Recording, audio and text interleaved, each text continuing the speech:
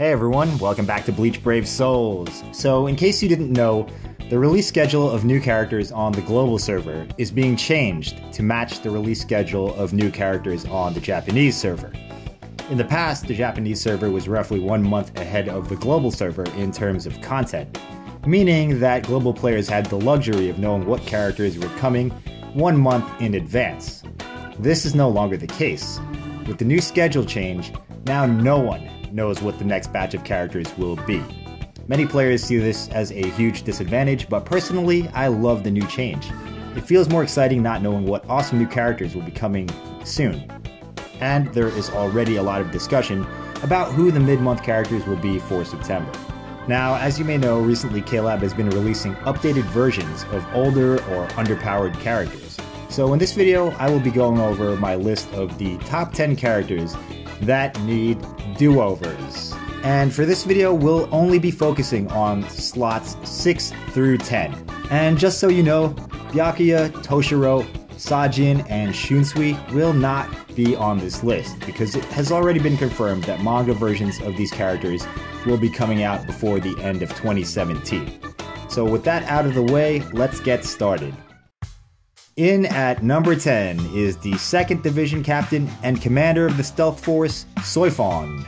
Love her or hate her, Soi Fon is still one of the 13 captains, and in my opinion, every captain needs to have a version which is strong. There are 3 versions of Soi Fon out currently. The Speed version, which is so old that it's not even worth mentioning.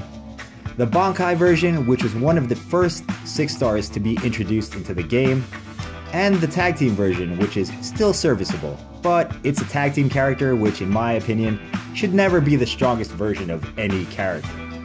Also, it's worth noting that none of the 5-star Soi Fons or 6-star Soi Fons feature her wearing her captain coat, which is definitely something I'd like to see, and I'm sure there is at least 1 or 2 other people out there who would agree with that. Coming in at number 9 is Szayelaporro Grunts. As I was making this list, I noticed that all of the Espada have in-game versions that are still relevant, the only exception being Szayelaporro. There's really not much to say about his original version, other than it is really old and outdated at this point, although I should mention that back in the old days of BBS, before 6 stars, Szayel was a top-tier character with a very good skill set, but nowadays, it seems he is the one Espada that has been left behind. Moving on to number 8, we have Shuhei Hisagi, my arch nemesis in Bleach Brave Souls. I have so many dupes of this character, he could have a 9 out of 5 special if such a thing were possible. But in all seriousness, Shuhei is a reasonably popular character with a cool character design. His Zanpakuto is one of the most badass looking weapons in the game. And Shuhei's original version was pretty decent when it was released, and if you remember, he's part of the banner that featured Segunda Etapa Ulquiorra and Full Hollow Ichigo, but as with many other characters from that time period, he has fallen victim to the power creep, and he is now badly in need of a remake. Shuhei does have a Christmas and a White Day version, which are essentially only valuable to collectors at this point. So in the number 7 position, it has to be Kisuke Urahara.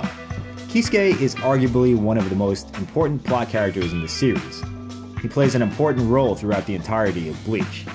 However, his in-game versions have fallen victim to age and power creep, and he is no longer a relevant character.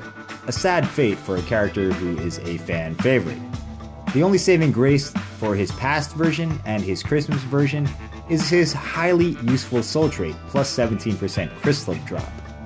Kisuke is another case of a character who should be very powerful, yet simply is not.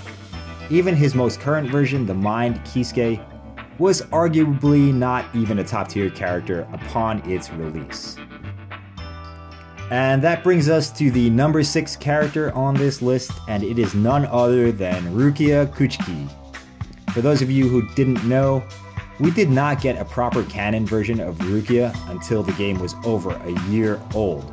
And I know this because Rukia is one of my favorite female characters, and I had been eagerly awaiting her arrival for a very long time. So it seems strange to me that this very popular character, who is easily one of the main protagonists, did not come out sooner. Given her role in the story, you would expect that she would be one of the first characters to be released, period. But when she finally did drop, I found her to be somewhat underwhelming. I wanted to like her, but I couldn't overlook the fact that she was simply not that strong. Aesthetically, I felt that Caleb did a very good job on Rukia's character design, her animations, and her special. She also had a very good soul trait, could proc freeze, and excelled at crowd control, but her actual damage output was on the low side, and her normal attack range was very poor. Nowadays, she is completely irrelevant when compared to some of the new power units, such as Noitora, Yoruichi, Tag Team Ichigo, and others. And while I understand that power creep is a necessary part of the game, I feel as though certain characters that are very popular and relevant to the franchise as a whole should always be viable.